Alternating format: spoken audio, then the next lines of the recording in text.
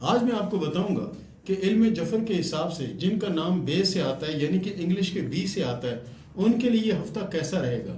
ان کے لیے ہفتے میں کچھ ملی جلی رجحان پائے جائیں گے، یعنی کہ ان کا مزاج ہر ایک سے نہیں مل پائے گا اور غصہ ان کو بہت آئے گا اور برداشت ان میں کم ہوگی۔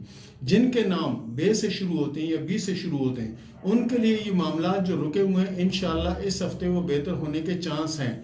بہرحال کوشش کریں کہ کسی معاملے میں جذباتی نہ ہو جس کی وجہ سے انہیں پریشانی کا سامنا کرنا پڑ سکتا ہے۔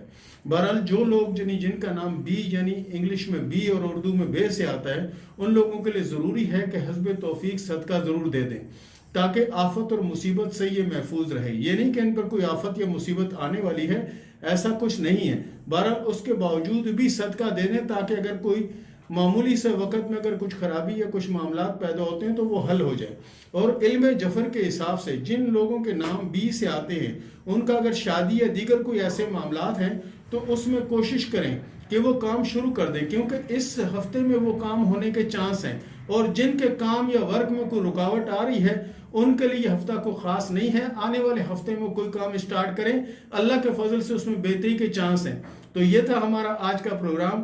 آپ بھی اگر کچھ پوچھنا چاہتے ہیں علم جفر کے حساب سے کہ یہ ہفتہ کیسا رہے گا تو ہم نے حروف سے جو سسٹم شروع کیا ہے، آپ کا نام جس حروف سے آتا ہے کوشش کریں اس حروف سے ہمارے اس پروگرام کو دیکھیں اور آپ کو معلومات ہو کہ آنے والے وقت میں کیا ہونے والا ہے۔ غیب کا علم تو صرف میرا اللہ جانتا ہے، یہ اندازوں اور تجربوں کا علم ہوتا ہے۔ بہرحال آپ کوشش کریں کہ اپنے نام کے حروف کے حساب سے اس کو دیکھیں تاکہ آپ کو پتہ چلے کہ آنے والے وقت میں کیا ہوگا اور کیا ہونے والا ہے۔ اس کے ساتھ ہی مجھے اجازت دیں، ملتے ہیں اگلے پروگرام میں، تب تک کے لیے اللہ حافظ۔